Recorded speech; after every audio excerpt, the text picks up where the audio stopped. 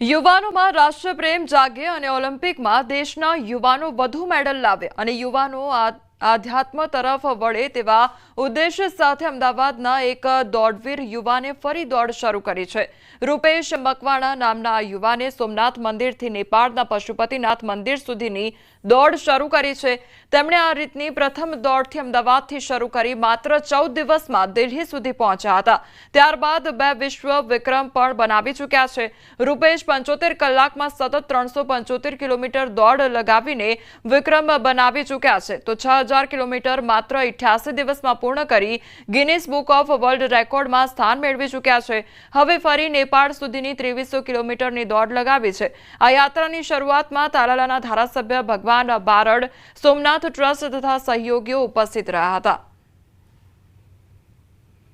તો એ યુવાન વ્યસનમુક્ત બને, રાષ્ટ્રભાવના એમનામાં કેળવાય અને માનનીય શ્રી નરેન્દ્ર મોદી સાહેબનું જે સપનું છે 2047માં દેશને વિશ્વ સત્તા પર લાવવું, વિશ્વગુરુ બનાવવું અને તેમનું બીજું સપનું છે કે 2036માં ઓલિમ્પિક અહીંયા થાય અને વધારેમાં વધારે મેડલ ભારત તરફથી આવે, તો યુવાનોને પ્રોત્સાહિત કરવા એટલા માટે અહીંથી આ દોડ કરી રહ્યા છે। સોમનાથ મંદિરથી પોતાની દોડતા છેક પશુપતિનાથનું મંદિર જ્યાં નેપાળમાં આવેલું છે એ ત્યાં સુધી આવા રસ્તામાં આવતા તમામ શહેરો, તમામ ગામોના લોકોને એક પ્રેરણા આપતા યુવાઓને આની અંદર પ્રેરણા આપતા દેશભક્તિ જાગે, રાષ્ટ્રપ્રેમ જાગે અને યુવાઓ આજની તાતી જરૂર છે, યુવાઓ વ્યસનમુક્ત બને।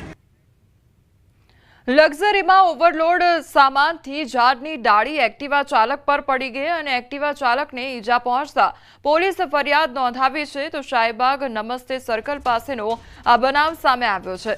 માધુપુરા પોલીસે ફરિયાદ નોંધી કાર્યવાહી હાથ ધરી છે। એક્ટિવા ચાલક યુવકનું સારવાર દરમિયાન મોત નીપજ્યું છે। માધુપુરા પોલીસે સાપરાધ મનુષ્યવધનો ગુનો નોંધી વધુ કાર્યવાહી હાથ ધરી છે। તો અમદાવાદનો આ મામલો સામે આવ્યો છે કે જ્યાં નમસ્તે સર્કલ આગળ આ ઘટના સર્જાઈ હતી। ઓવરલોડ સામાન ભરેલો હતો અને તેના કારણે જે ઝાડની ડાળી હતી તે એક્ટિવા ચાલક પર પડી હતી। ત્યારબાદ તેને સારવાર અર્થે ખસેડવામાં આવ્યો હતો, પરંતુ એક્ટિવા ચાલક યુવકનું સારવાર દરમિયાન